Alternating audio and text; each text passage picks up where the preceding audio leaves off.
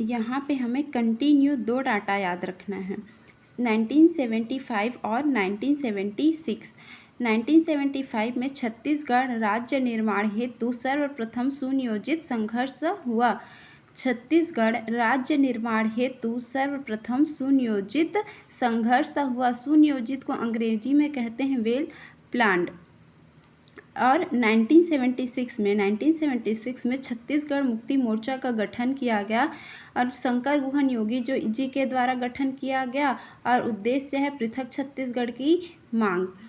1976 में छत्तीसगढ़ मुक्ति मोर्चा का गठन किया गया, शंकर गुहन योगी जी के द्वारा, उद्देश्य है पृथक छत्तीसगढ़ की मांग। 1983 में 2 कार्य हुए। 1983 में 2 कार्य हुए, छत्तीसगढ़ संग्राम मंच का गठन किया गया और पृथक छत्तीसगढ़ पार्टी का गठन किया गया।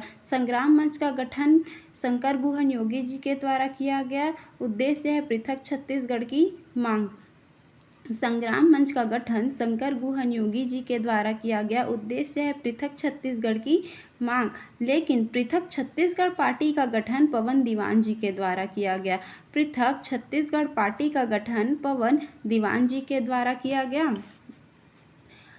अब 1992 में राज्य निर्माण हेतु सर्वदलीय मंच का गठन किया गया। राज्य निर्माण हेतु सर्वदलीय मंच का गठन किया गया।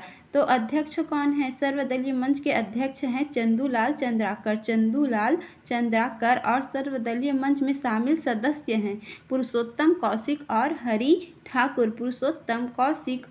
हरि ठाकुर। विशेष में हमें याद रखना है 1993 में इस मंच द्वारा, सर्वदलीय मंच द्वारा छत्तीसगढ़ महाबंद का आह्वान किया गया।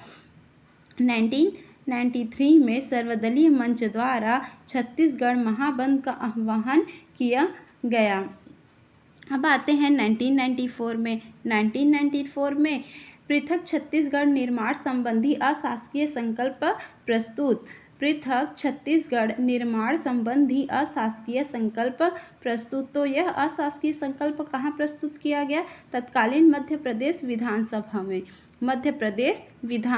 में। और किसके द्वारा यह अशासकीय संकल्प प्रस्तुत किया गया? गोपाल परमार जी के द्वारा। और गोपाल परमार जी कौन थे? मध्य प्रदेश विधानसभा में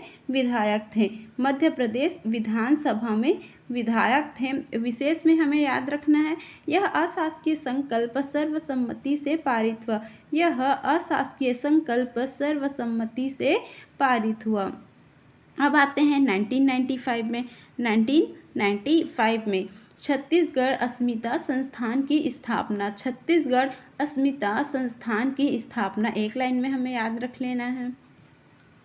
अब आते हैं 1998 में। 1998 में पृथक छत्तीसगढ़ निर्माण हेतु शासकीय संकल्प पारित। पृथक छत्तीसगढ़ निर्माण हेतु शासकीय संकल्प पारित। यहाँ पे हमने देखा अशासकीय संकल्प प्रस्तुत किया गया था, अब यहाँ पे शासकीय संकल्प पारित किया गया है। कहाँ पारित किया गया है? तत्कालीन मध्य प्रदेश विधानसभा में। और विशेष में हमें याद रखना है मंत्रिमंडल की आम सहमति से यह शासकीय संकल्प पारित किया गया। मंत्रिमंडल की आम सहमति से यह शासकीय संकल्प पारित किया गया। अब आते हैं 2000 में। 2000 में मध्य प्रदेश पुनर्गठन विधेयक 2000। मध्य प्रदेश पुनर्गठन विधेयक 2000। तो यह विधेयक सबसे पहले प्रस्तुत होगा लोकसभा में। यह विधेयक प्रस्तुत हुआ 25 जुलाई 2000 को।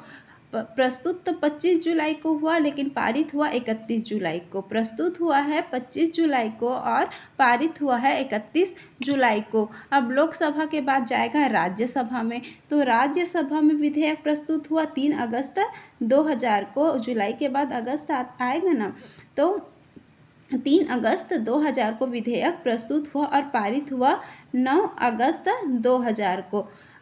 प्रस्तुत 3 अगस्त को हुआ है। ठीक उसके 6वें दिन 9 अगस्त 2000 को राज्यसभा में पारित हो गया। लोकसभा में भी पारित हो गया, राज्यसभा में भी पारित हो गया। अब जाएगा राष्ट्रपति के पास, तो राष्ट्रपति हस्ताक्षर करेंगे 25 अगस्त 2000, 25 अगस्त 2000। और राष्ट्रपति कौन थे? के आर नारायणन।